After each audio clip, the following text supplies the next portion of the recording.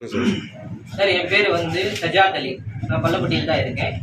ஆக்சுவலாக என்ன நடந்துச்சுன்னா, மணப்புறம் ஒரு பெரிய ஸ்கேம் பண்ணியிருக்கு. என்னன்னு கேட்டிங்கன்னா, ஷேர்ஸ் டெபாசிட் ஸ்கீம்னு சொல்லி தன்னுடைய ஸ்டாஃபை வச்சு பக்காவாக ஸ்கேம் பண்ணியிருக்காங்க. எப்படி பண்ணியிருக்காங்கன்னு கேட்டிங்கன்னா, டோர் ஸ்டெப் சர்வீஸ்ன்னு இவங்க மணப்புறத்தில் ஒரு ஸ்கீம் இருக்குது. இதை வச்சு நேராக வீட்டுக்கே வந்து எல்லாத்தையும் கேன்வாஷ் பண்ணி அவங்களுடைய டோட்டல் நகைங்களை எல்லா கஸ்டமர்ஸ்கிட்ட வாங்கி அதை கொண்டு வந்து இங்கே பிளட்ஜ் பண்ணியிருக்காங்க.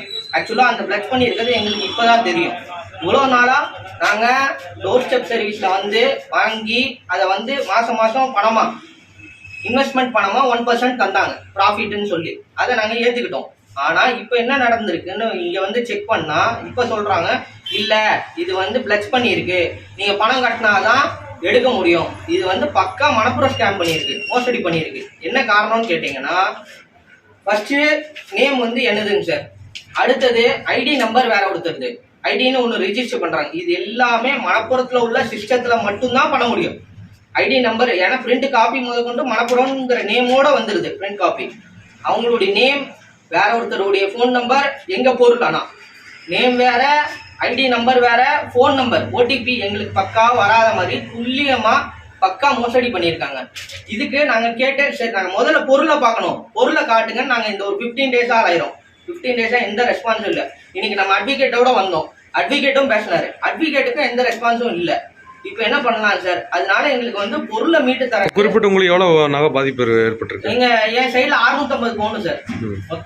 மொத்தம் டோட்டலாக பள்ளப்பட்டியில் எங்களுக்கு தெரிஞ்ச வரையும், இன்னும் நிறைய பேர் வெளியே வராமல் இருக்காங்க, எங்களுக்கு தெரிஞ்ச வரையும் 1050 பவுன் இதுவரையும் பாதிக்கப்பட்டு நாங்கள் எல்லாரும் நிற்கிறோம். 1050 பவுன், ஒரு 80 to 90 நபர்கள் இதில் பாதிக்கப்பட்டிருக்கோம். எங்களுடைய மொத்தம் இது வந்து 1050 பவுன். இது எங்களுக்கு ரெக்கவரி வேணும் பக்காவா. அதுக்காக தான் நாங்கள் மீடியாவுக்கு வந்திருக்கோம். ஸ்டாஃப்ஸ் என்ன சொல்கிறாங்க? ஸ்டாஃப் என்ன சொல்கிறாங்கன்னா, இல்லை இவங்க இங்கே பழைய ஸ்டாஃப், முக்கியமாக கேட்டுக்கங்க, பழைய ஸ்டாஃப் எல்லாத்தையும் தூக்கிட்டாங்க. இந்த பிரச்சனை 20 நாளைக்கு போனோம், ஜனவரி 20ஆம் தேதி அந்த பழைய ஸ்டாஃபை நாங்கள் அரெஸ்ட் பண்ணி ரிமாண்ட் பண்ணோம். ஒருத்தனை ரிமாண்ட் பண்ணோம், மீதி உள்ள 4 பேரும் இதில் உள்ள எல்லாத்தையும் டோட்டலாக தூக்கிட்டு புது ஸ்டாஃபை போட்டிருக்காங்க. ஆனால் இங்கிட்டு இருக்கு. நாங்கள் இன்னைக்கு என்ன கேட்குறோம், ஒன்று எங்களுக்கு பொருள் காட்டுங்க, இல்லாட்டி இந்த பிரான்ச் இப்போயோட ஸ்டாப் ஆகணும், இன்னையோட ஸ்டாப் ஆகணும். எங்களுக்கு கேஸ் நடக்குதா, அந்த கேஸ் முடிகிற வரை பிரான்ச்சும் திறக்கூடாது. இதுதான் எங்களுடைய கோரிக்கை. ஒன்று பொருள் காட்டி எங்களுக்கு ரிகவரி கொடுங்க, இல்லைன்னா இன்னைக்கு பிரான்ச் பக்காவா க்ளோஸ் ஆகும். இதுதான் சார் நான் எங்களுடைய கோரிக்கை. Okay sir. கலந்து வரேன் சார். இந்த புகார் சம்மந்தமாக வந்து நம்ம பேங்க்ல விசாரிக்க வந்தேன். என்னென்னு விசாரிக்கும் போது என்ன பண்ணுறாங்கன்னா, டெபாசிட் இருக்கிறதால ஷேரில் இன்வெஸ்ட் பண்ணுறோன்னு சொல்லி நகையை வாங்குறாங்க. நகையை வாங்கிட்டு மாதம் 1% வட்டி தரேன்னு சொல்லி ஒரு 4-5 மாதம் கொடுத்துருக்காங்க. ஃபஸ்ட்டு வைக்கும்போது இவங்க பேர் வச்சுருக்காங்க, 43 ஐடி கிரியேட் பண்ணி. அடுத்து பார்த்தீங்கன்னா அவங்களே வேற ஒரு ஐடி போட்டு வேற ஒரு அக்கௌண்ட்டுக்கு ட்ரான்ஸ்ஃபர் பண்ணியிருக்காங்க. பிளட்ஜ் வச்சுருக்காங்க, ரெக்கார்டு காப்பி இருக்குது.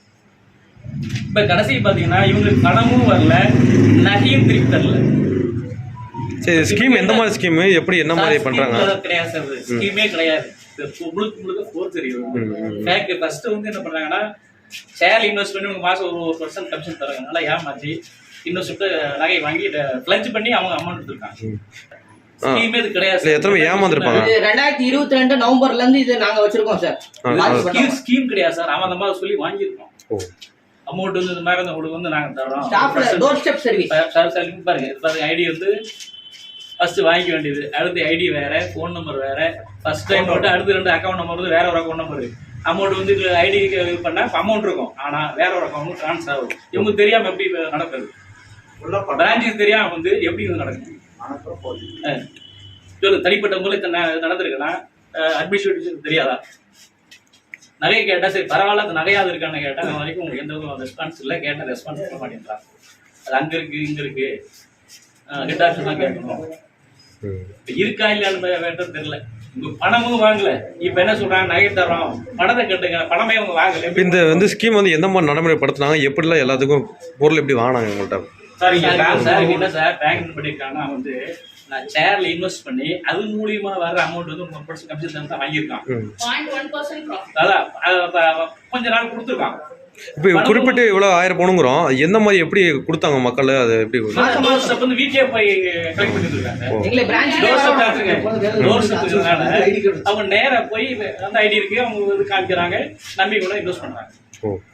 எல்லாமே ரெக்கார்டில் பேக்கை கிரியேட் பண்ணி ஃபர்ஸ்ட் இது பண்ண முடியாது, அடுத்து வந்து அவங்க அக்கௌண்ட் ட்ரான்ஸ்ஃபர் பண்ணிக்கிறாங்க.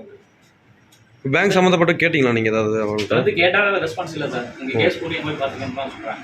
வேறு எந்த பக்கம் பண்ண சொல்ல மாட்டேங்கிறாங்க. பொருளை கூட காட்ட மாட்டாங்க. பொருள் இருக்கா இல்லையா அப்படிங்கிற மாதிரி கேட்டால் எனக்கு தெரியாதுன்றாங்க. சரி, ஓகே, தேங்க்யூ.